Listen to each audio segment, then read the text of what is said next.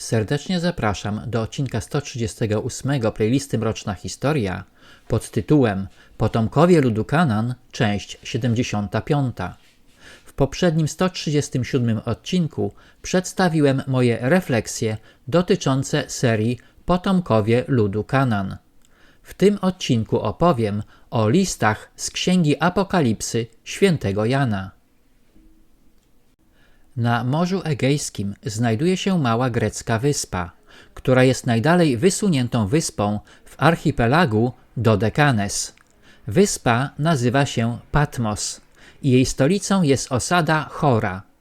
Jedyny istniejący na Patmos port handlowy nazywa się Skala, ale na wyspie znajduje się również zabytkowe centrum z klasztorem świętego Jana Teologa oraz grota Apokalipsy. Właśnie na wyspie Patmos w grocie Apokalipsy doszło do objawienia, w którym Jezus Chrystus przekazał świętemu Janowi przepowiednie, które mają dokonać się w przyszłości.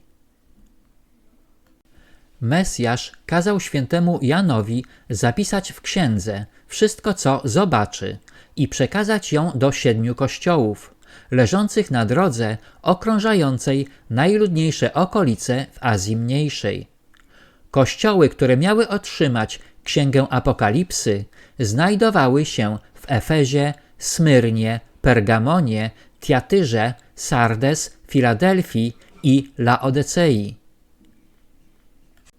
Kiedy święty Jan był w grocie, usłyszał głos: a obróciwszy się, ujrzałem 7 złotych świeczników i pośród świeczników kogoś podobnego do Syna Człowieczego, obleczonego w szatę do stóp i przepasanego na piersiach złotym pasem. Głowa jego i włosy białe jak biała wełna, jak śnieg, a oczy jego jak płomień ognia. Stopy jego podobne do drogocennego metalu, jak gdyby w piecu rozżarzonego, a głos jego jak głos wielu wód.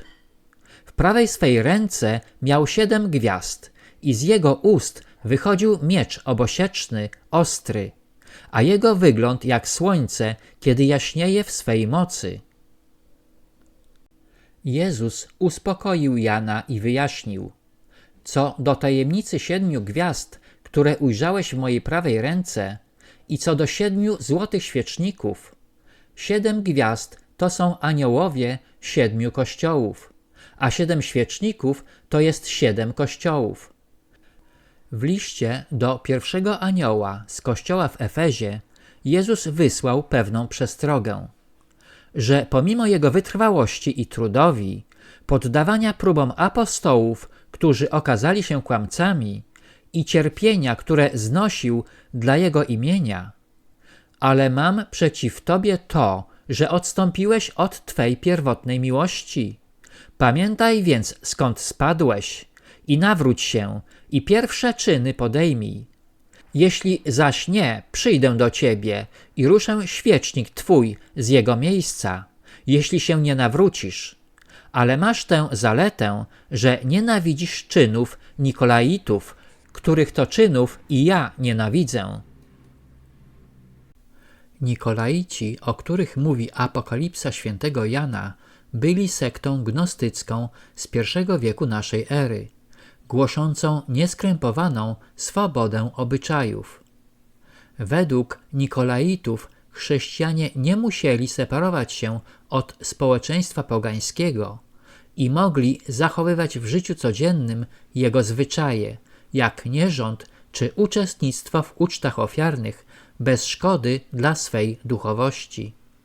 Nazwa sekty pochodzi od imienia Mikołaja, którego greckim odpowiednikiem jest imię Balama, proroka z Mezopotamii.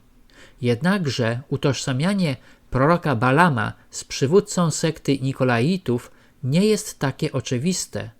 Dlatego Klemens Aleksandryjski, Eusebiusz z Cezarei i Teodoret z Cyru uważają, że założyciel sekty i diakon Mikołaj z Dziejów Apostolskich to 2 różne osoby.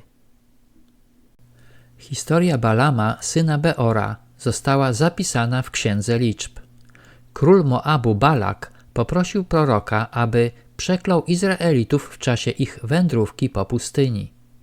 Izraelici pokonali wcześniej Amorytów i król Balak obawiał się, że jego kraj będzie ich następnym celem.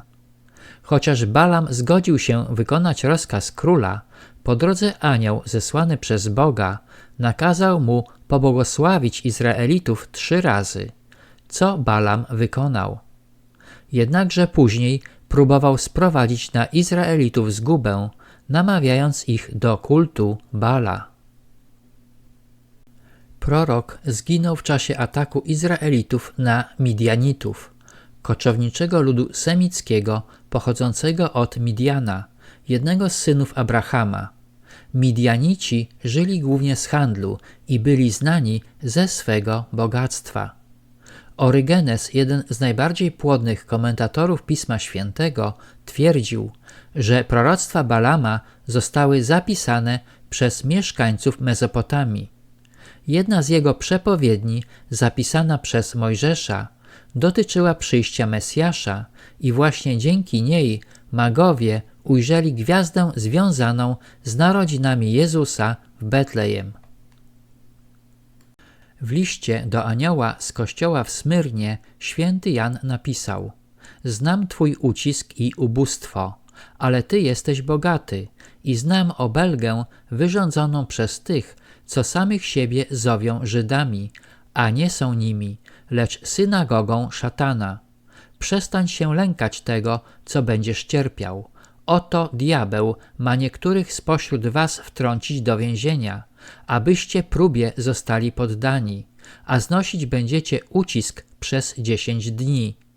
Bądź wierny aż do śmierci, a dam ci wieniec życia. Jezus ostrzega chrześcijan ze Smyrny, że będą wtrąceni do więzienia przez Żydów z synagogi szatana. W kolejnym liście do kościoła w Pergamonie Jezus wspomina o ołtarzu szatana i Antypasie z Pergamonu. Wiem, gdzie mieszkasz, tam, gdzie jest tron szatana, a trzymasz się mego imienia i wiary mojej się nie zaparłeś, nawet we dni Antypasa, wiernego świadka mojego, który został zabity u was, tam, gdzie mieszka szatan. Jezus wypomina Żydom z Pergamonu, że niektórzy z nich trzymają się nauk Balama, nakłaniającego Izraelitów do grzechu przez spożywanie ofiar składanych bożkom i uprawianie rozpusty oraz trzymanie się nauk Nikolaitów. Nakazuje poprawę słowami: nawróć się zatem, jeśli zaś nie, przyjdę do ciebie niebawem i będę z nimi walczył mieczem moich ust. Aniołowi z kościoła w Tiatyrze zarzuca pozwalanie na rozpustę. Ale mam przeciw tobie to, że pozwalasz działać niewieście Jezabel, która nazywa siebie prorokinią, a naucza i zwodzi moje sługi, by uprawiali rozpustę i spożywali ofiary składane bożkom. Jezabel, córka króla Sydonu, Edbala I, poślubiła Achaba, króla Izraela. Czciła bogów pogody i płodności, Bala i Aszerę, i za jej namową Achab i zmuszeni przez niego podwładni przyjęli jej religię. Jezus ostrzega, co czeka Jezabel. Dałem jej czas, by się mogła nawrócić, a ona nie chce się odwrócić od swojej rozpusty. Oto rzucam ją na łoże boleści, a tych, co z nią cudzołożą, w wielkie utrapienie, jeśli od czynów jej się nie odwrócą, i dzieci jej porażę śmiercią. Do pozostałych mieszkańców Tiatyry mówi: wam zaś, pozostałym w Tiatyrze, mówię wszystkim, co tej nauki nie mają, tym, co jak mówią, nie poznali głębin szatana. Nie nakładam na was nowego brzemienia.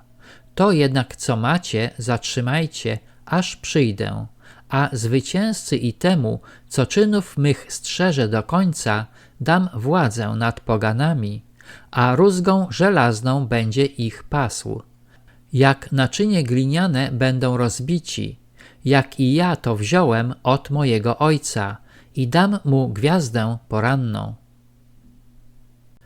Wiernych z kościoła w Sardes nawołuje do nawrócenia, a do kościoła w Filadelfii przysyła Żydów z synagogi szatana, aby padli na twarz i uznali Mesjasza.